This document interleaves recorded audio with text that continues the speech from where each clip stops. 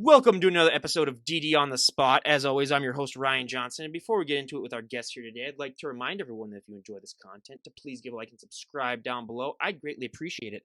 We have Rene Miller coming to us all the way from Connecticut. She's actually our second guest from Connecticut. I was thinking really long and hard if we ever had one on, and I do believe that we have one on. She's 23 years old, which makes me feel old. Like every time I talk about when I have a guest on that's younger than me, but she's a bodybuilder and she's on here to share her health and fitness journey, and just talk all things about that. And most importantly, she's our current guest. Rene, thank you so much for coming on. Yeah, thank you for having me. I've never done a podcast before, so it's kind of exciting. You'll be fine. I talk enough for about 100 people anyway, so there's no pressure on you at all. But I think people are getting sick and tired of hearing my voice, to be completely honest. But I ask this to every guest starting off: what's the weather like in Connecticut right now? It is actually super nice outside. I wish I could be doing this outside, but there's too many cars and sirens and all that. Trust me, people, when I say that, you're gonna, because I've done that before, and then everyone's like, we can hear all the trains in the background, and people are talking, and just the editing process gives me a headache, and it's not going to be good for the audience too. So as much as I too would love to do that, I've had people that live on farms 10 miles away from the nearest horse basically, and so then I can, it's perfect there. But unfortunately, when you live on a main street, yeah, it's just going to be vroom vroom the entire time in the background. But before we get into all that, because we don't want to depress half the viewers before we even get started here, why don't you give us your backstory on what really inspired and motivated you to get in shape, and how that led to you eventually being where you're at right now? Yeah, my whole life I was an athlete. I played soccer and softball very young. And then into middle school I started playing softball, and then that graduated into high school. And I liked being an athlete. I think that's really what it was. It was strange. I played on a lot of team sports, but I was always trying to make myself better. And it kind of started early in high school. I think around 15 years old is when I started training in the gym, because I was very skinny starting out. I was probably they used to say I was 80 pounds soaking wet. I was really a fast runner on the team. The track team wanted me to do track because I was just so fast, but I was not really much muscle. I was lean and toned. You could tell that if I started training, and that's kind of what led me to training. I started training very young, and I started noticing, wow, I'm putting on muscle, and I have abs so quickly, and it turned into skipping practice and going to the gym, or sneaking out of school a little early to get my lift in before practice. And it was kind of starting to turn into, I liked lifting more than I liked playing softball. Not that I didn't love it, but I just gravitated more towards the gym. And it kind of became an obsession. It was almost unhealthy in the beginning. I was training 7 days a week. I wasn't prepping for a show. And I didn't really have anyone to guide me. I kind of did all that on my own. I was on bodybuilding.com. There was you could look up a body part, and it would give you all the workouts, and it would give you ratings. So I was piecing together little workouts. I remember Dana Lynn Bailey, she was selling her Arnold and Olympia logbooks with all her workouts, and she had it all written out. So I would bring that with me to the gym, and I was training like a bodybuilder very young. And I kind of was just learning my own body and learning how to do it on my own, because when you're that young, you can't afford a coach. Nowadays, even so, coaches, they're really expensive, but they know what they're doing. So I kind of benefited from that, because I got to learn my body at a very young age. And I learned how to kind of develop areas of my body on my own before I got a coach, if that makes sense. And I always wanted to compete, but it was just hard because, first of all, at my age, no one was really training in the gym. I was the weird one in school. The guys would always say, you should join the weightlifting team. Because I just loved training, and I didn't care if I had big shoulders. I loved it. I was never the type that was I don't want to do this. I was always training upper body, probably more than legs. I even do that nowadays. But it was just a different feeling. And then once I hit around 19, 18, I went to LA Fitness in my local area, and I remember a coach coming up to me, and he asked me if I competed, and I was just no, but I really want to, but it's hard. I don't have the money. I'm young, you know what I mean? I'm still kind of just figuring out what I want to do in college and all that. So he took me under his wing, and I did my first show, my first prep, 19 turning 20. Yeah. And it was an eye opener. I remember like asking and like I had no idea about prep and bodybuilding. Like I watched like Daniel and Bailey and I watched the competitors, but I didn't really know the ins and outs. So like I just remember like getting my meal plan. I'd be like, if I'm hungry, like what do I get to snack on? And he'd be like, nothing. Like I didn't understand that, and I was just like, okay, and I just stuck with the plan and I followed it all the way through. I think it was 16 or 18 weeks. Yeah. Jeez. What about the sport of bodybuilding you think was the most surprising thing that you learned when you were getting started? Because this is a sport that the general public has so many myths, it seems, about. Um, Definitely like the taboo part of it, I would say. I just remember being at my first show and I was 100% natural. Like, but I had shredded glutes. Like, it was very strange. Like, my body is just the type that just wants to be lean. Like, even in the off season, I struggle. And I just remember being backstage and a bikini client was talking to me and she was like, wow, like I'm just sweating so much on this diuretic. Like, I feel it. And I'm just like, what?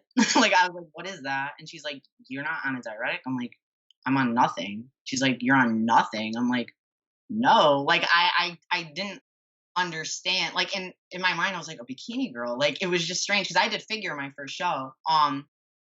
So I guess that part, like, I guess it's just, I mean, I was young when I started. So, I mean, I kind of knew, but I didn't realize, like, even at a local show, how prevalent it was.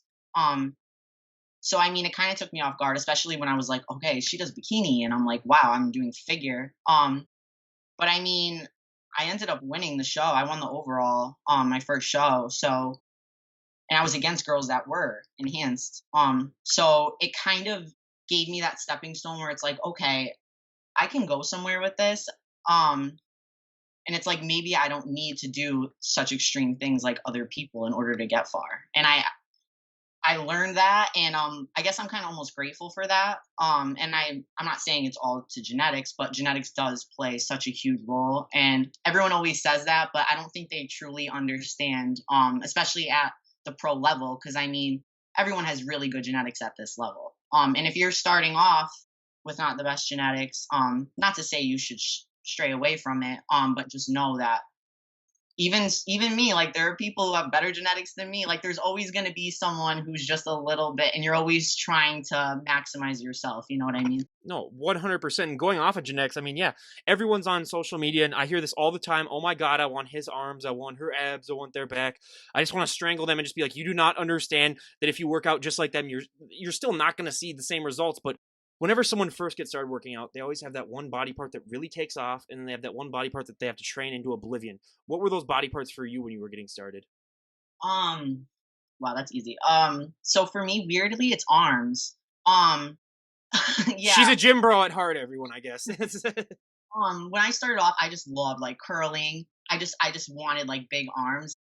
And now that I do figure, it's almost like arms aren't really that big of a deal. But when I started off, that's just kind of how you think. You just Well, here try let's to. let's see a double buy. Let's see the guns, everyone. Then, since they're the one thing. 23 years old. Are you kidding me? That is just absolutely ridiculous.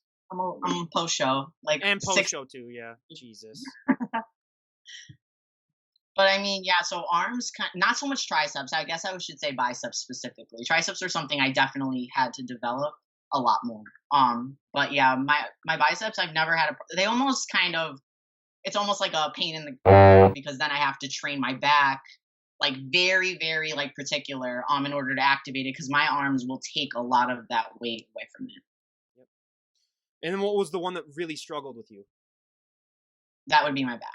Um, well, maybe more so in the beginning on my legs, actually. On my first prep, I was doing, I think, 4 leg days a week. It got to, yeah, I actually injured my leg my first prep. I tore the cartilage in my left knee. Like I woke up one morning and my leg just felt like jello.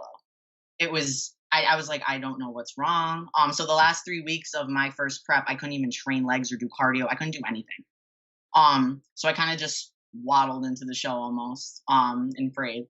But yeah, I was doing legs really heavily, but this past year, like I'm barely training legs, like maybe once a week, a couple exercises, and they kind of just blow up no matter what I do. Not saying they're huge, but they definitely came a long way. But now, so it's more so my back is something I had to really bring up. Well, I'm 6'3", so my legs is just one area that, you just give up on. You just call it a day and you just say, you know what? I gave it the good old college. I've always made the joke I could inject pure muscle into my legs and they wouldn't even gain an ounce. I mean, it's just it's not happening, everyone. And, as much as I try to get encouragement from other people, it's like it's literally just like beating a dead horse. Where it's just like, yeah, it's just not even fair at this point. But going off that, because I'm already feeling bad about myself, even looking at you right now, as it is. What was the nutritional changes that you made when you really started to put on some size? Because I mean, I've talked to guy bodybuilders and I've talked to female bodybuilders. For females, it is a lot more specific, I think, than it is the guys. What's strange is I'm very consistent year round. Like I don't really go on vacation. I do this year round. I'm prepping year round. So like I'm eating like just straight clean food all year. I mean, I get my one cheat meal a week, but that's, as needed. But I like the structure, which is weird. But last off season, I was eating, I believe, like 6 ounces of chicken and like 50 grams of carbs from rice per meal. And that was 6 meals a day. That's as high as like I got. And then my one cheat meal a week, but I was struggling. Like I was eating 8 ounces of rice per meal. And that was struggling for me 6 times a day and stuff like that. Like I was puking up some meals. There were days where I was just like, I can't wait to prep. Like I am just, cause you're just force feeding and people like, they kind of look at me in the off season like, you're still like kind of lean. So it's like people would think that I would be like starving myself still in the off season. Like they're like, you're not bulking or whatever. And I'm like, if you saw the amounts of food I was eating and I wasn't doing cardio. So I'm like, if you saw like how much I was actually eating, like there's nothing more I could do. Cause like you can't really just go binge eating like but it was just high amounts of clean food, pretty much staying on plan since I was 19 that really brought me to where I am. Like it's very extreme. And I'm not saying like there's one right way to do things, you have to live your life. But if you don't mind, I just feel like that's if you're gonna maximize yourself the best way you can, I just feel like being really consistent is the way to do it. Well, being 23, please tell me that you've had like a 5-year high school reunion and you show up and everyone's like, who the hell is that? Um, I definitely kind of like get like some people will see me now and like people don't even recognize me sometimes. Because like I just look so different. But the thing is like people see me on Instagram and I'm a lot smaller, but like I'm only 5'2". I'm not like some like I also feel like my muscle bellies are kind of like a tall person's. Like they're very long. Um, but I mean, people who see me like on a date, I mean, like my body has changed very rapidly. I've noticed. I was gonna say, just looking at our Instagram page, like from a year ago, it's like, what the hell is going on over here? And let me hop on the bandwagon, then basically. It's a good genetic component. I'm very hyper responsive. Like anything I do, my body's just like, okay, let's go. But I also run myself into the ground very easily. Because I'm a very all gas, no brakes. And that's also why I think this past month I was on antibiotics for a month straight because my body was just like resisting everything. Because I just, I don't like to take time off, which, the body needs it sometimes. You gotta listen. Um, but yeah, I mean my body just it's changed fast. I mean I put the work in, but I just noticed that no matter what I do, as long as I'm staying on my plan and like things are just firing on all cylinders. What was your friends and family's reaction like when you announced that you want to be a bodybuilder? And has it changed over time as your career's gone on? Not so much. I mean, it was almost like because like I said, I started in high school, so I was very young, and like it was strange because like no one in my family trains, no one in my family diets. Like I'm like the odd one out, completely. So like at first it was kind of like they were kind of just like you're going to the gym so much, like you don't have to miss things, and like I was like, but I want to, like I want to be at this level one day, and like this is what it takes. And I guess I'm happy I learned that at a very young age, because I mean I wouldn't be where I am. My parents don't really like it. I would say, they definitely are not for it. They, I think it's just more Maybe they're so. just scared of their daughter now that you're like bigger than them and stuff like that. And you're like, you guys better be okay with it. What's going on? Well, I think it's more so they see it and they just don't understand. They're just like, why are you doing this to yourself? Like you're young, or like you could be doing this, or like they don't see a point to it, or like, why are you like lifting just to look good? And it's like it's so much more than that. Um, and I guess that's just how they feel about it. They just don't get it. Um, which I mean, I don't mind because like it's kind of I do it for me. So that's why when people are like, well, I don't know how my boyfriend's gonna feel about it, or I don't know how this person's gonna. It's like, how do you feel about it? It's like that's what really matters. Because at the end of the day, like me, I wake up every morning. I'm excited to train. I'm excited to prep my meals. Like it's some like if your heart's in it, then do it. You know what I mean? So yeah, I don't really get the overwhelming support from them. But I feel like that's made me better. Because it's I'm always trying to not prove them wrong, but like prove me right, like showing like this means something, like if I keep going, this could happen. And almost everything I've said I wanted to do, I've done so far. And like I feel like I just keep progressing. So if I feel like mentality is everything. So like no matter what anyone says, as long as you're telling yourself every day like you can do it and that you believe in yourself, then it's easy.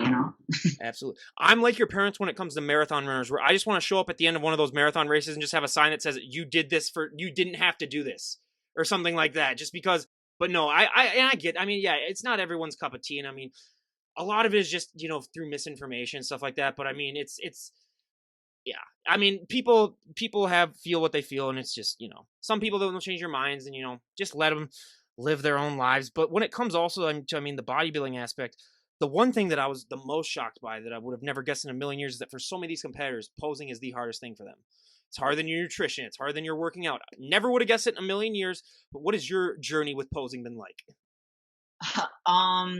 Well, actually, posing is the reason why I didn't place as well as I wanted to at my last show. I've only been doing this for 3 years. That was technically my third show, Tampa Pro. So for me, like I'm very much so athlete, like I said before. Like, give me a diet, give me a training like log, and easy peasy. Like I love that. But when you throw me on stage and then you're naked, basically, that's like a whole different element. And it's a whole different comfort zone you have to get used to. I knew that going into Tampa that it was gonna be a hard show. I didn't realize how many people were gonna be there until I actually got there. Um, but I try my best on stage. I feel like as long as you act confident, sometimes you just got to act the part. I did practice posing. I did work with a coach. It's just one of those things where you just have to be repetitive. And these girls are seasoned pros. They do it in their sleep. They've been doing it for probably longer than like I've been alive. Some of them. So you just have to really get used to that. And that's the part that I struggle with the most is because I was never like a dancer. I was never like a theater kid. So being in front of a large crowd is just something I have to get used to. Well, and the moment that I was scrolling through your profile and I saw one of your posts, I was like, okay, I definitely need to ask her about this because you do sometimes it seem to have a little bit of an RBF, a resting face when it comes to it. So, and the one thing about bodybuilding is that you have to smile a lot. That's why some people do not understand these people's jaws might be the most sore thing after a show. Was that something hard to learn? Because I don't even have my resting face is just like whatever. I don't have one, and I know some girls that had that face where I was like, I couldn't imagine just like having people just like be intimidated by me just like sitting there just like this. But was that something that you struggle at all with? It's actually funny because everyone's always like, "That girl's such a bitch." Like you can tell when people, but then they'll come up to me, talk to me, and they're just like almost in shock. They're like, "Wow, she's so nice." Like because she's like, she actually can have a conversation. I'm not gonna lie. When I was messaging you, I was like, she might be a hard guest to get on because I don't know if she would want to. Just from your faces, and the moment that you replied, I was like, oh, she's not like that, like some other people. So I even had that myself. No, yeah, I think more so like the wrestling face. um, it's not that I don't like to talk to people in the gym, but I mean during my training, like I'm in like my whole little zone when I'm in the gym. Like it's weird. It's almost like a tunnel. Like I don't see anyone. Like there are people who are like, I said hi to you at the gym, and like I'll be like, I didn't even see anyone. Like nobody. So when I actually rewatched Tampa, on the live stream of my routine, and it's like funny. Like I came out like serious faced, and then all of a sudden it was like smile glued to my face the entire time. So like when I'm on stage, I could turn on the smile. Sometimes it's a little excessive. But people definitely message me a lot and they're like, "You need to smile more. Like, you have such a nice smile." And I'm like, "I do smile." It's just like I'm a very like when I'm training or I'm in the gym, I take it so seriously. Like I never stop in a set. It's just it's so weird to explain. Like I treat it like a job, like training is fun, but it's like I go in there for a purpose. And I learned the more serious I took my training and like really like, okay, like not taking super long rest pauses or not messing around or texting or anything like that. I mean, because in high school, it's totally different. Like you don't really know what you're doing. So, I mean, sometimes you're just looking at your phone in between sets because you're just awkwardly standing there. So, I mean, I like kind of forgot what we were talking Oh, no about. worries. I was gonna say, like, you have, But yeah, I out of like the totally 500 guests that I've had on, your top 5 smiles. So I'm glad now. That makes me a little bit more positive, knowing that genetically you were blessed with an RBF, even though you have a great smile, because it makes me feel a little bit better about how much more genetically you're blessed in other areas. So I was like, okay, yeah, justice was done a little bit at least. it's crazy because like I'll go in the gym with like a serious face intentionally, and people will still come up to me, and it's like I don't. Do I have to like staple garbage to myself? It's like, and I like tell Just people don't sometimes shower. Just don't shower the night before, for basically. the Yeah, rest of my life. yeah. Like I'm like I could talk to you afterwards, no problem. Before or after, like if you want to chat, no problem. But I'm like during my set, oh god, like absolutely not. I see, and you wouldn't get this from just thinking about me, but I am 1000% that way. As like to probably even more of an extreme than you, where it's like, get the hell away from me. I don't even want you within 20 feet of me when I'm working out. This is like my opportunity to like deload and de-stress from the day. If you come up to me, you are dead to me. Like I don't. I mean, obviously, I'll talk to you. I'm Minnesotan, so you kind of got to act nice to everyone. It's the whole passive aggressive thing, but you gotta, But it's yeah. For me, even I had a roommate in college who was like, "Oh, we should be workout buddies," and I was like, "I like you, but no." Like there's no way. Like we can be at the gym at the same time, but like I have my music on, I'm in my zone. Like do not even acknowledge me because I'm on like 23 hours out of the day I'm on with this whole hyperactiveness that I have, and that's the 1 hour where I can kind of like take it easy, take a chill pill. So yeah, that That's exactly how I am, and I've never had a training partner, yeah. so I I've tried it always once and it was the worst experience of my life. I was like, yeah, this is bad. Like yeah, and it's hard because I mean around here, especially like in Connecticut, there's not a lot of like the bodybuilding scene is not really big. Like you have Powerhouse Gym down in New Haven, and that's kind of like the extent of it. Um, so it's kind of hard, like when you want to like, cause like there's no girls that are like, hey, you want to train? Like no one ever reaches out to me because they're probably like, okay, that's and when they say train, they mean like go to a yoga class or something like that. Yeah. yeah, exactly. And it's Go to my like I spin. I've been invited to so many spin classes. I was like, no. Like what? Yeah. but I mean, like some days it's like I really want that training partner because it's like, especially having some injuries, it's like, like I train very smart. I know when to push it and when to back off, but it's like, it'd be nice to have someone there where it's like, oh, I want to go one more plate. And it's like, I just want someone's hands to be there just in case. Cause when you're by yourself, you never know what could happen. And I mean, injuries are the worst thing ever. I can attest to that. We had one kid at my high school who broke part of his chest plate or whatever it was, or like his rib cage. I'm gonna go try to bench 220, and the kid was about like 5'6", like 140 pounds or something like that, by himself. So yeah, we just heard a and then we just all turn around and we're like, oh. So yeah, that all of us that did sports really learned that the hard way, and that was like my sophomore year. Learned that the hard way. It's like, yeah, you have a training partner. You have someone at least spotting you if you're doing something heavy, no matter what. So if there's anything that anyone gets out of this podcast, it's to do that, because yeah, that is just I still remember that to this day. But out of the poses that you do, what is your favorite pose and what is your least favorite pose? My favorite poses are definitely the side shots, like the quarter turns. I just feel like it really accentuates my proportions. The front and back poses are something I'm not saying that I don't like them, but there's something I need to work on more. An issue that like the judges even said were like I have kind of like trouble keeping my legs together and they bow out. But it's just like my adductors, they just keep growing. So the more they grow, it's like my legs are like they physically can't touch. Um, so I just got to work on that. But like I really just like the side poses because like I said, like it shows your entire shape, really. You can't really hide things there. Um, can't really hide things from the back either. Um, but definitely the back and front. Also, like my shoulders, I'm not saying I have like shoulder injuries, but they're a little wonky. So when you can't see yourself, obviously, like you feel like you're in a set position, but if your shoulders are a little off, that can throw things off. But the side poses are definitely something I feel like I've nailed over time, just practicing those. When it comes to like flaring the lats, was that something that you struggled with? Because especially from women that I hear about, that is like the hardest thing to do, and for some people, it takes them years to be able to do it. It's weird. Well, when I was younger, I learned how to flare them. I actually had a boyfriend like way back, and he never actually competed, but he was really into bodybuilding. So we never competed early on, but we were both, we like to train, and we kind of wanted to compete one day, but we were like, we need to develop a physique first. We're not just gonna throw ourselves into a show and hope for the best, because there's a lot that goes into it. So he kind of taught me how to flare my lats, but I didn't really have lats back then, but like, where to feel. But I felt like the more I developed them, the easier it was. So like now I have no trouble really flaring them. No. I like to compare it like riding a bike, where once you learn it, it's like it's just becomes second nature, really. Where it's just you can just do it on a whim, really. So, but when you are stepping on that stage and showing off all that hard work that you've worked months upon months on, and I mean, just gone through basically a living hell with prep, because everyone who thinks that prep is just fine, dandy and roses, they're like, I want to follow one of these competitors then for the whole time and just be like, it is not at all. But what is that moment like for you when you finally get to step on stage and show off all that hard work that you've put in the gym?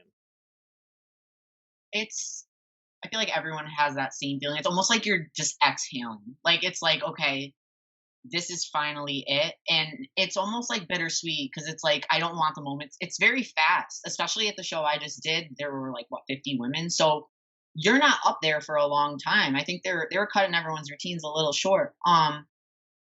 So it's almost, yeah, like you just feel the pressure fall off. Like it's very weird, because I mean, the more, not that I've done a bunch of shows, but the more shows I do, the less like nervous and tense I feel backstage. Like I almost feel relaxed, and it's weird because most people are like, usually the more you level up, the harder it gets. But I felt the opposite. And I think that it's just because I'm getting more comfortable in my own skin, and I actually just like enjoyed myself like the last show. Like after like you prep for all that time, like not saying you just have to turn it off, but it's like when you're going on stage, it's like you're not training anymore. Like the hard work is finished, and it's like you can breathe again. You know what I mean? You don't have to be nervous, because there's nothing to be nervous about. You did all the work.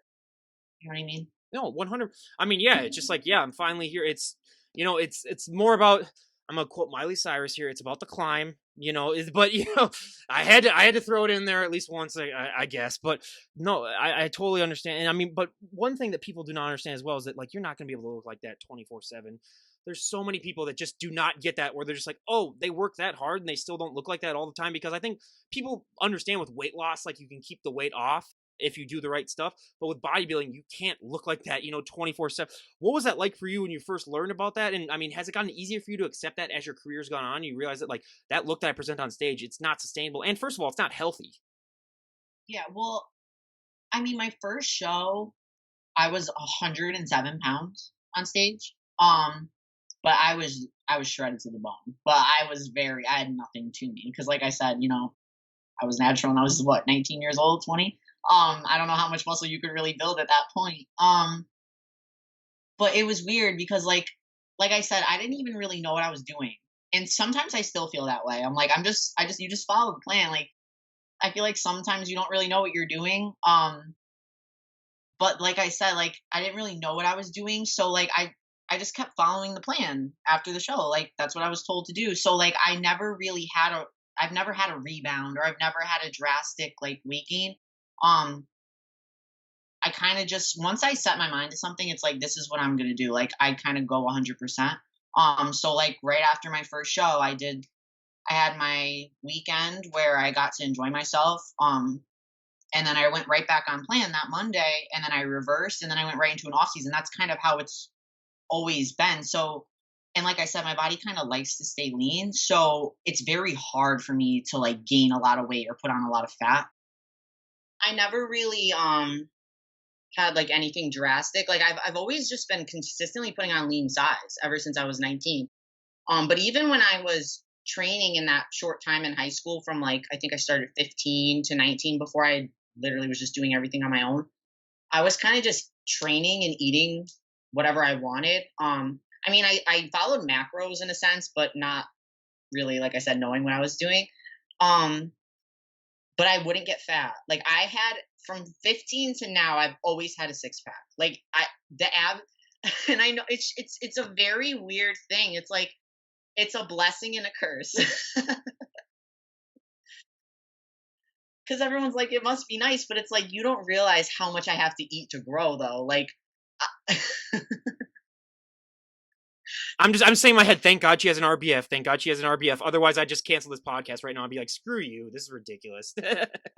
oh, but it's like a blessing and a curse. Like some days I'm just like I wish I could just like I see some girls and they just put on weight, like they just look at food and they're just gaining size, and I'm like I'm the total opposite. Like I have to really eat. But like I said, like I've never really fallen into like a difficulties post show. Just because when you're young, that's kind of like how it is. Like when you're young and you don't really know any better, like you kind of just learn it, and then it just sticks with you. And that's just I don't really know how to like live life outside of bodybuilding at this point because I feel like I've just started so young. Like it's just this is life now, you know. Well, we have a first on this podcast. We had someone actually complain that they have abs year round. That's the only time that's no. I mean, if trust the gym bro in me is like, what is wrong with no? But that's I totally get yeah, because you do have to put on weight if you want to put on muscle. I mean, unfortunately, it's like starting your own business where you got to spend money to make money. Those two, I mean, do go hand in hand. But I gotta talk about cardio because it's my number one pet peeve. I hate it more than life itself. And when I say cardio, I mean like actual running. I can go on walks and I'm totally fine. So actually on a walk today, I saw the greatest thing that I went on a walk like 2 hours before I had you on. There was a guy on his bike. He had a cigarette in one hand and a beer in the other, and he was riding his bike. And I was like, what is that? So it's one of the best things I've ever seen. But what is your relationship with cardio like? Because unfortunately, when you become a bodybuilder, you sort of have to sign a deal with the devil when it comes to cardio. Yeah. So my first show, I did 3 sessions of cardio the entire prep. 45-minute sessions. Um, and that was right before I like he put in cardio like I think it was 4 weeks out, and I did my 3 sessions that week, and then I hurt myself, and then I did no more. Um, but I still got shredded. I think we just dieted me down. And just that's just how it was.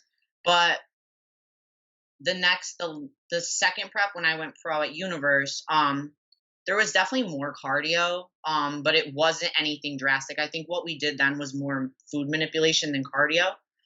But this prep was very different, and I have a new coach. Shane Hughley is my coach, and what we focused more on was not cutting the food and upping the cardio. Because me, I don't mind doing cardio because I don't really ever have to do it. So it's almost I'm the type of person where it's like, give me more work. Like I literally like he would give me my like what I would have to do for the day, and I'd be like, do I need to do anything extra? And he'd be like, what do you mean? Like, do you want to do more cardio? Like I don't. And Be calm, Ryan. Be calm. No, I'm just kidding. prep is like fun for me because I mean, when you do the whole 6 meals a day, I mean, when you're doing it year round, it's like, yes, now I have like a challenge. You know what I mean? Because I prep is kind of easy for me because, like I said, I do it year round. The only hard part for me is when I'm lean, the feeling of being literally 7% body fat. When you're like, okay, I could still do it, but your body's like, you're dead. Like, how are you still alive and you're still pushing?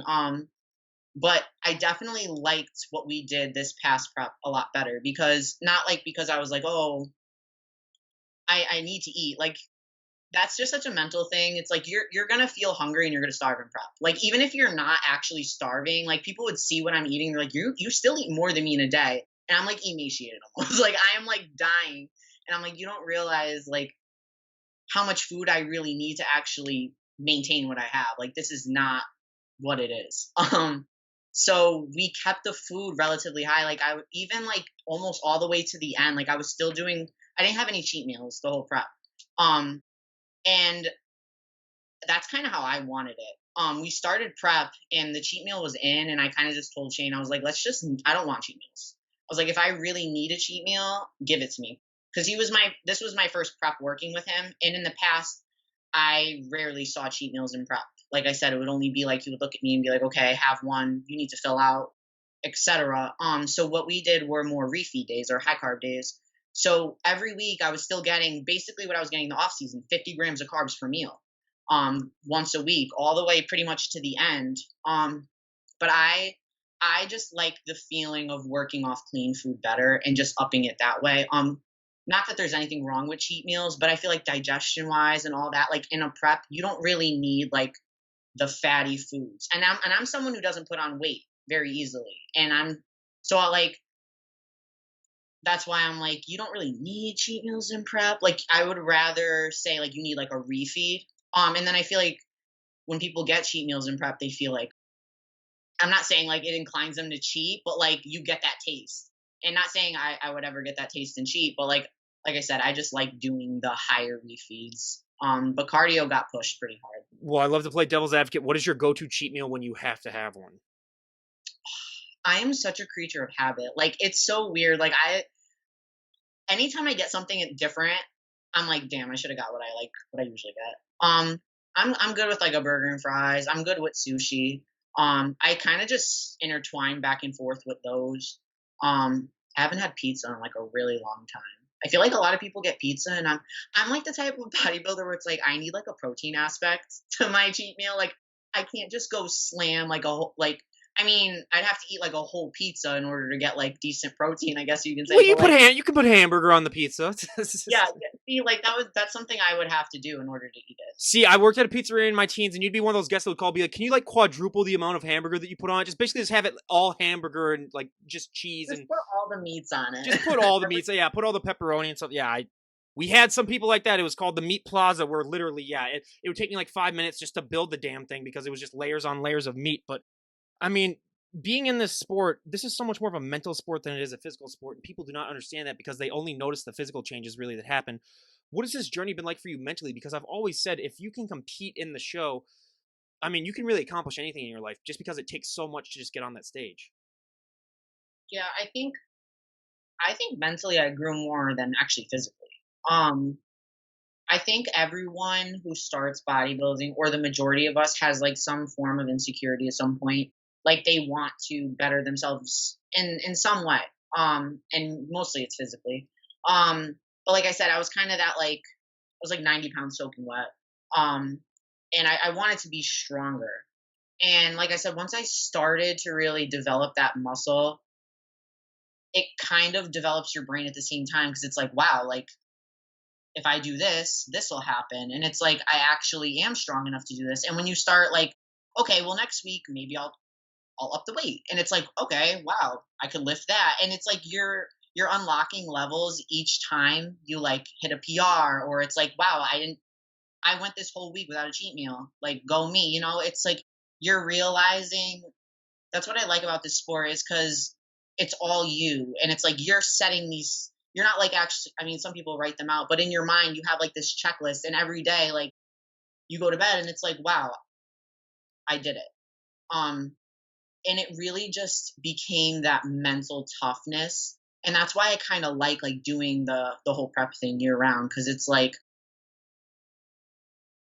it's not like almost like a superior mental feeling, but it's like you're so in tune with your mind that you can control anything. It's like in the beginning, it's harder when you're at a family party or because, when you're young, it's like you listen to your elders. Like if someone wants you to eat something, like eat it.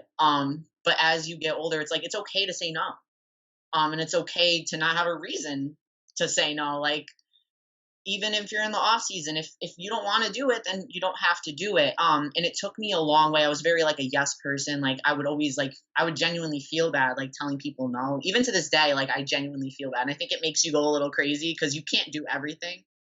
You can't please everyone. That's for sure. But that's probably like the biggest piece is like doing it for yourself and having just that whole mental control. That's really it took me a long time to get there. But I feel like as you continuously do it and as the years go on, like I'm just getting mentally stronger. And I think that those are the people who do the most in the sport, like I feel like a lot of the sport gets kind of watered down, but if you really like put the time in, develop that mental toughness, it sticks with you. And it sticks with you in like everything in life. Like even at work sometimes, like like you can be like timid around customers or whatever you mean, but now it's like, no, we're not going to give you the sale. You know what I mean? It's like you start to have more confidence in yourself and like you know who you are. You know what I mean? Well, especially being 5'2", I mean, that's already like if you didn't have any muscle at all, you'd probably be like, no, I can't say no to that guy. But now you're like, yeah, yeah, I can do that. So that is one awesome part about it. But the one thing about this sport is that it's a very sort of isolationist sport. I mean, you have a lot of time by yourself. Was that something that you struggle with, sort of saying, like, I know, like, hanging out with friends and stuff, like, especially when you're 23, I mean, just having a social life is an important part in life. Was that hard for you to sort of be able to set boundaries where you're just like, no, I can't go out tonight because I got to go train? Or was that something that you were just so in tune with this lifestyle that it didn't really affect you that much?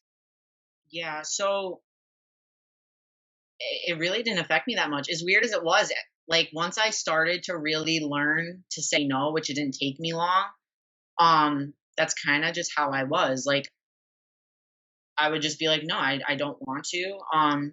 And then people kind of caught on, like they understood. Like now people just know. They're like, we're not even gonna ask her because she's not gonna come, you know. And it gets lonely, you know. You think about it sometimes. You're like, damn, like sometimes you want to like go out, but then it's like I have an overall goal. And it's like I don't mind missing out on things. I missed out on things like the majority of my like I mean I feel like when I was in high school, I did like a little bit of partying. Like we were in like a small town, we all like hung out. So like I didn't even like I did that and I was like I don't miss it. Like I don't miss drinking and like I don't miss that feeling. Like once in a while, you know, I'll have a drink or like on Christmas or I'll you know what I mean? But I love like what I do so much that it's like that stuff doesn't really bother me. As weird as that sounds. Absolutely. And I mean, this is a sport where, like, just because of the way that you look, some people don't really get to really see what you're like actually as a person. They just look at your body really. Is that something that you've struggled to sort of deal with, that, you know, some people just want to talk to you just based on the way that you look, as opposed to just getting to meet the real you? Because I've talked to some people about that, and that for them is one of the most frustrating things about this. Yeah, I think I think that's really I struggle with it. It's more so like it's more so finding genuine people because it's like you know like people they'll tell you anything like because they like the way you look, all that, all those things. But it's hard in this sport. Like I said, it gets kind of watered down. So like you don't really know who like wants to be your friend, who just wants to like know things about you. But I mean, for the most part, I kind of just like I stick to myself, and I kind of just it's kind of like my put my hat on, and like I kind of just am in my own world. I'm not one of those people who's like, oh, everyone's my best friend. You know, I have like my small circle of friends, and like I know you learn over the years, especially as you age, like who's really there for you, and especially in this sport. I've lost a lot of friends. Just it's not like lost, like we just kind of fell off, you know, because it's like they have their own life. It's very contrasting with mine. Like we meet up when we can, but it's Yeah. No, yeah, I get it. Yeah. just trying to think like when you go out, like yeah, people are always like, oh, you have nice arms, or what can I do to get, and it that part kind of gets a little annoying because it's like, You just give them my answer and just say, "Oh, I've never worked out a day in my life. What are you talking about? well, sometimes I woke up like this." Yeah. I've had people ask me if I was born this way, so I'm like, I don't know what muscle babies you see walking around, but it definitely. Yes, I had the most genetically blessed parents that have ever lived on this planet. Yeah. But I mean, yeah, you kind of get that, especially like in the DMs and stuff. Like people will just send you random messages, Don't even get me started on that. Good God.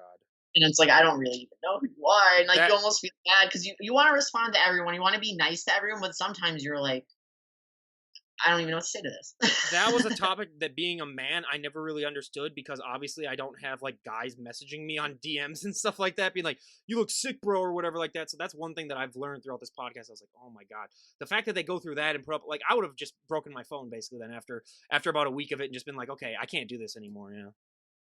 Yeah, I mean, but you do get some people Yeah. who like that's also what I like is like you kind of fish through the people who just want to talk to you because of how you look, and then you get those people who are like, I see like you putting in hard work, like, and I just want you to know like you inspired me to do this, and like those messages, the very few that you get of those compared to like the BS messages, like those are what really make it worth it, you know? Because it's like there were times where you don't believe in yourself, and like when you're young, especially like in coming out of high school, you don't even know who you are, and it's very hard to like have that self confidence. So when other people recognize it, and it's like, oh, you inspired me to feel that way, it makes you feel good. So I really like that too. 1000%. And I mean, what advice would you have for someone who's just looking to get started in bodybuilding now? Is there anything that you would advise them on just in general? Yeah, there are a lot of people who are like, oh, I just do it as a hobby. But I feel like it's one of those sports that it's like if you're gonna really commit to it, like make sure you really love it. Because there's so much that goes into it. And if your heart's really not in it and you're doing it for any other reason besides like you truly just loving it, loving the grind, because it's not easy. Like there are days where I get up and it's like, I mean, for the majority of the days, I love getting up and training, but there are days where your body, especially in prep, where you get up and you're like, I just can't even move today. But then you have to dig really deep and find that mental strength that I was talking about before, where it's like, no, you're gonna. Um, and that's where I also like was saying how like the sport gets watered down because there are those people who are like, oh, I'm not gonna do it. Um, and I feel like we just need more hard workers and genuine people in the sport, who just really love it. And I want to see like more good advocates for the sport. We do have a lot currently, but there are those like gurus and people in there who are like coaches, and I feel like that's kind of what gives some of like the fitness industry a bad rep. The guys that are 250 pounds of pure muscle and they're like, do my training exercise and you look just like me, bro. Yeah, and it's like those. I mean, I'm sure some people love it, but it's like those are the people that do it more for like the clout, Oh or yeah. you know what I mean. And it's like Or if the you people that compete in one show and then call themselves like an expert on like training and stuff like that, where it's like you did one show and then it's just like, yeah. like even I don't call like I know a decent amount, but I'm not out here calling myself an expert. Um, but yeah, like make sure that you love it and make sure that you do everything with intention. Because I mean, I like I said, I was very grateful when I started out. Like I kind of took that time from 15 to 19 to really develop my physique. I think that's also something I would give advice on is make sure you have that really good base and like maximize your genetic potential before getting into any extremes or anything like that. Because nowadays there are a lot of coaches out there who coach a young teenage kid and you're gonna be on this, and this, and all that. And then the kid's like, oh, well, everyone says you have to follow your coach, so I'm gonna do that. And it's like, see how much muscle you could put on just by yourself. Like, learn your body a little bit. Not saying you have to do a whole prep by yourself, but train and diet and like learn your body a little bit and then hire a coach when you want to get serious about bodybuilding and do a show. Um, just maximize your genetics to the best of your ability. I mean, there are some teenage guys that I know that if they were offered like an elephant tranquilizer, they would take it. And then you're just like, you got to do your research on stuff, people, everyone. Okay. Yeah, like I said, when I was 19, I was approached by a coach asking if I competed, and that's when I thought, okay, maybe now, because like I said, for a long time I wanted to compete, but I was kind of just like, should I? Am I ready? Because when, like I said, at that age, you don't know, and especially, I mean, it's a little different now. I feel like everyone competes. But like a couple years ago, like I was probably one of the youngest in my area at least. So like not everyone was doing it at my age. So I wanted to take that time, let's see how far my body can go. And then once I feel like I developed that good, at least a decent muscle foundation, then it's like, okay, now I could hire a coach and start working. It's like, it kind of like baffles me when people have never trained in their life, have never dieted, don't know anything about bodybuilding. They're like, I'm going to do a prep. And like more we've heard that on the podcast like 20 times of people. That's how they got started. They're just like, oh, hey, that looks fun. I'm just going to do it by myself. Yeah. And like, there's nothing really wrong with that, but people need to understand like a bodybuilding show is not like a transformation contest. Like, yes, from point A to point B, like if you put that work in and you improved yourself, like more power to you. Like I'm all for that. But the judges aren't gonna see, like, they're not going to be on stage and like looking through your Instagram and like, wow, they made a lot of progress, we should place him higher. They're going to look at what you're presenting then and there. You know what I mean? So really take the time. Don't rush things. Um, and that's kind of how I looked at it. Like, people see me and they're like, she's 23, and like it doesn't make sense. But it's like, I've been training since I was 15, so it's like it wasn't really rushed. Same thing I said. Yep. Yeah, and I've been training like a bodybuilder since that age. Like, it wasn't like I started powerlifting or like I was training with my softball team. Like, I specifically wanted to train bodybuilding, so I learned that style of training and I took it from there, you know? Well, you should have been trained at 5 then, because God knows what you would look like right now. Or like, I heard your parents are personal trainers, and I'm like, no, No. they must have just assumed, you know what I mean? But I'm like, if they were, I probably would have. Oh, absolutely. Because the guys that I know that got like really in shape when they were like 18, yeah, their parents were literally either like bodybuilders or they were just like gym fanatics as well. But now this is my favorite question to ask. And if someone were to walk up to you and say, you know, Rene, we made the decision, you can change one thing about the sport of bodybuilding and everyone would go along with it, what would be one thing that you'd like to see changed? I would probably say the prize money. But I think everyone would say that, especially being a female, you know. I do understand, you know, everything comes down to really money, and the men are, everyone wants to see the big freaky guys. I mean, even I want to see. I remember Tampa, like I couldn't wait to go back to finals to see the open guys go on. I was so excited.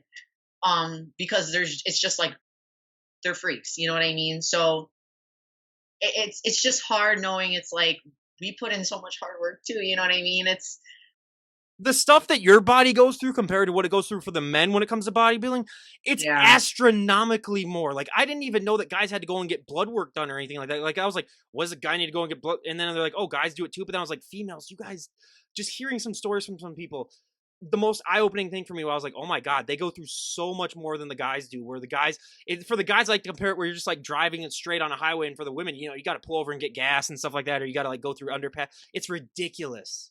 Yeah, and I think it's just harder in the off season too. Going from like prep and being like, oh, I Oh, could lift guys! Oh, guys don't give a crap if they put on weight. Are you kidding me? They're like, yeah, just feed me. I don't care. Yeah. it's not even so much putting on the weight. It's just like, because like me, I feel like I grow into my shows when I'm in prep. But then like off season where you're kind of like letting things settle down, your hormones are coming back. You're not lifting everything in the gym, or like you're not recovering is great. Being off everything and all that. So you got to just let your body adjust, and then you know things could happen like deep in the off season. You could run like a small cycle, all that. But um, I think it's also the aspect of like, yeah, you're not gonna like. I stay relatively lean year round. Like I keep a moderate body fat. Like I have decent like visible abs, not like chiseled like I do in prep. Um, but it's harder because like it's weird because like you're pushing, and it's like you're growing, but at the same time, it's like you always have a little bit more body fat than like the men, like they're pretty much granite year round almost, unless they kind of fall off. But it's just harder because we naturally just have to have that fat. Not that we get like super women get super sloppy in the off season, but it's like that we have to have that look because you know we're women. We're gonna hold that. It's just the genetics. It's yeah. I mean, and that's really what it comes down to most of the time. I mean, so many people just want to be a bodybuilder, but it's like they have the genetics to maybe put on like 10 pounds of muscle the rest of their lives. I mean, I've met people like that. I feel bad for them, but you know, it's like, hey, there are also those people that are never going to get fat a day in their life because they just have that metabolism where it just burns through everything. Like I have a buddy of mine where he can eat 10 Snickers bars a day and he's not going to put on anything. Yeah, that's how my sister is. She's my height, 90 pounds, and all her diet is mainly sugar and carbs and soda. And Either I mean, that or God is playing a cruel joke on her. One of these days she's going to wake up and be like 400 pounds. I pray that for my friend too as well. I was like, please. Yeah. And I always tell her, I'm like, you could just do bikini so easily. Like if you actually ate food and trained, you know what I mean? Because she's just so skinny. But it's do crazy. You ever want to do her as like a before and after photo where like you two just like stand next to each other? Well, it's like crazy because even in high school when I started lifting, like people wouldn't even think we were like sisters. Like they were like, we thought you were like distant cousins, and we're like, we would drive to school together every day. Like we are just polar opposites. But like that's also like genetics just plays. Like I would probably be like very ectomorph-ish if I didn't train, just based off of my sister. But that's just genetics, man. Like they play so much. I've hear like people getting cheat meals all the time in prep and not doing cardio. I'm just like, oh my god, and they look insane. So like that's just a huge factor that I mean everyone knows. It's probably one of the main. Oh, 100%. And I mean, I wanted to sort of wrap things up with this. I mean, you had some problems after your show. What really happened? Because so many people do not understand, the toll that you put on your body just to get on stage. I mean, people do have, medical things afterwards that sometimes happen to them. So if you're comfortable talking about it, what happened to you and what was that journey like? No, yeah. So it wasn't even like anything to do with prep. As weird as it was, this was like the least Oh, stressful wow. Okay. I've ever had. I slept every night. Um, I never felt like the only time I felt like crappy was towards the end when I was like literally skin and bones. But like you said, like being lean like that, you're susceptible to anything. So to this day, I don't even know what I really had or how I got it. It ended up being like a skin infection. So it started with like me cutting my arm before tanning for Tampa when I was shaving. And I put the tan on, all that. I didn't think anything of it. And then the cut got infected and it turned into like this giant like bubble. I was just in pain. Like anytime I would go to like hit a door, like I would feel it. And then it started spreading and I was like, it could have been like anything. It could have been from the tanning room. It could have even been from the nail salon in Tampa. You don't really know. But when you're like that lean, and me, my body just like fights everything. It's just so strange. Like I went through 3 rounds of antibiotics and they were like the strongest ones they could give me. So it was hard like coming off post show. Obviously I didn't win. And everyone goes to win. But I mean I was proud of my placing. I got 15th. So it was just like everything hit me at once. I was like, great, now I'm on these antibiotics. Like I felt sick from the antibiotics, because like digestion was off. So I was kind of just trying to keep a positive mentality because really the off season is where I shine. Like I love to grow and like I love to put on as much as I can. And just go into prep and see how I look after. So after like 3 rounds of antibiotics, I went to a dermatologist. She prescribed me another medication. And then finally it went away. After all of that. So it wasn't anything serious. And I honestly, I take a lot of like health supplements year round. So I never really get sick. And I can honestly say it's because of that. Because before I started bodybuilding, I was the type of kid who would literally just look at someone that was sick and I would catch whatever they had. Like it was terrible. My immune system was awful. But I can say that taking like, or my coach having me take like a bunch of health supplements has definitely helped in that aspect. I've gotten sick probably like 3 times in the last 10, 15 years, really. Like, yeah, I'm just one of those people where it's just not. I mean, but the thing is, so I did get H1N1 when that was the whole thing, and I did get COVID. So as someone who hasn't gotten sick for anything else, but I got COVID in March of like 2 years, like when it first started. Like I got it like that because I went to a casino and that's what it was. Because my job, no one tested positive. I was totally fine. I just stayed in my room for like a week and just had my parents come and bring me meals and stuff like that. So I was living the high life a little bit, but I only had one night where I just had tiny trouble breathing, but it wasn't like bad at all. And then so yeah, but before we wrap things up, I mean, where would you like to be at when we talk to you a year from now? Because I can already tell you're going to be one of my favorite guests just because you're so easy to talk to. When we talk to you a year from today, where would you like to be at in your bodybuilding journey? What are some goals that you'd like to have? I think we all want to go to the I think that's everyone's main goal. It's weird because I'm very short but like compact. So yeah, it's very I could bounce her like a basketball, everyone. I'm 6'3", so like but like even when my coach he met me like we only met each other the night before the show. And he was just like he's like you like I never realized how like dense you. So it's weird because I'm like not the type of person who puts on muscle easily, but when I get shredded, like I look bigger. Well, I guess everyone looks bigger. But everyone like asks me if I'm gonna do women's physique, and they're like, and I've toyed with that idea. I don't know if I'll ever get there. But I think if my body grows even more, or because I think I put on 10 pounds last off season of mass, yeah. Because like I said, my first show I was like 107. My second show I was 118, and then this show I was 128. So it's been like 10 pounds consistently. So if I feel like, and it's pretty, I would say it's quality size. So I feel like if I keep doing that, um, who knows, maybe I could do women's physique one day. Flash forward 10 years, she's the 33-year-old 228-pound body, 5'2", just breaking through doors basically. Well, I love figure. I love it. And I will stay as long as I can, obviously. So like for right now, I'm just gonna go through an off season again. I think I'll probably compete again next year. I don't know what show. Everything's a little up in the air right now. I just want to make sure that I'm practicing my posing. That's because I mean I wasn't mad at the package I brought.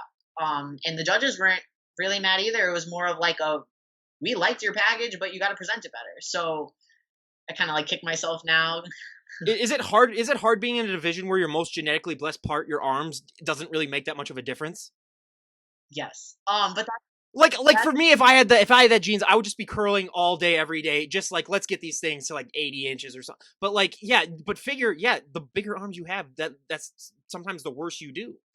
yeah, and like I remember because the judges' feedback, they were like, "You need bigger shoulders," and in my coach is like, "Your shoulders are huge," and it's like, but my arms make my shoulders look smaller. So it's just one of those things where, but it's all illusion. Like my waist my waist was never small. I just started really like growing my lats and growing everything around the waist, and that's how I got that illusion. But that's how everything is.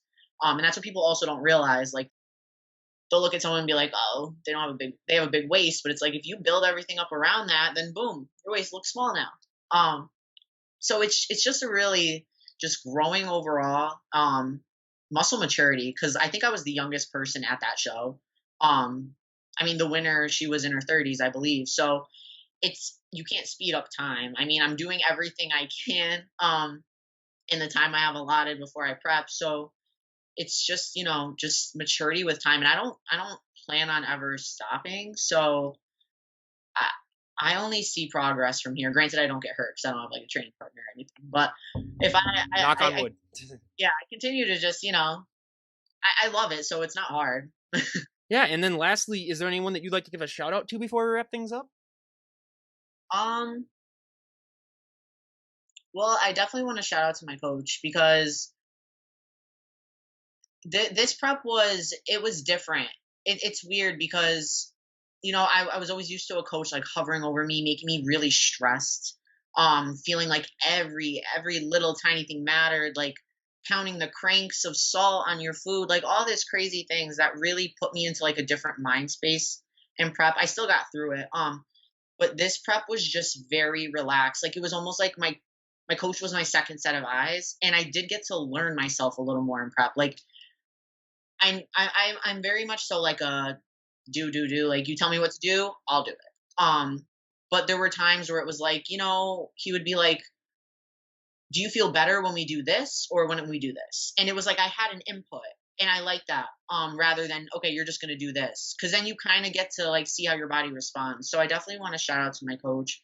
I want to shout out to like all my friends and people that have honestly supported me throughout this whole thing. Like there are people that I don't even know who just send me paragraphs of messages. And like for someone who's usually like alone and does like everything for themselves all the time with this sport, it's really nice to have that. But yeah, that's pretty much. And I want to kind of like shout out to myself because Shout out myself, everyone. No big deal, yeah. because She's trying to get rid of the douchey gym stereotype, but then she shouts out herself on the podcast. No, I'm just kidding. No, I think everyone should shout themselves No, out because, yeah. especially in the sport, because it's hard. And I just want to shout out to all the other competitors because we all go in wanting to win. But even at that past show, like I said, I had the most fun at that show. Like the girls backstage, like we were all laughing and joking, like. And like we all just were smiling. Like, we were all just so happy to be there. And it's like the hard work is done. Like we all just wanted the best for each other. And like I remember even going up to the girl who won, and like I congratulated her, like because she deserved it. It wasn't my time, and I'm okay with that. I liked what I brought, but it's a lonely sport. But when we all come together for a show, it's like it's just an awesome feeling. You know what I mean? We're competition, but we all want to see each other do well. Absolutely. Yeah. And that's the one thing that I love about that sport is that, everyone seems to really, have each other's back, and it means the world. But again, you guys, we cannot thank Renee enough for coming on and, sharing her journey. And 23 years old, she's got a bright, bright future in the sport. And everyone go and give her a follow on her Instagram page. Buyer beware. You will get inspired to get off the couch and stop eating those Twinkies. So, if you're planning on being lazy the rest of your life, don't give her a follow. But again, Renee, thank you so much for coming on. I really appreciate it. Oh yeah, thank you for having me. We'll have to do this again. Absolutely, 100%. And this is Ryan Johnson, DD on the Spot, signing off. Have a great day, everyone.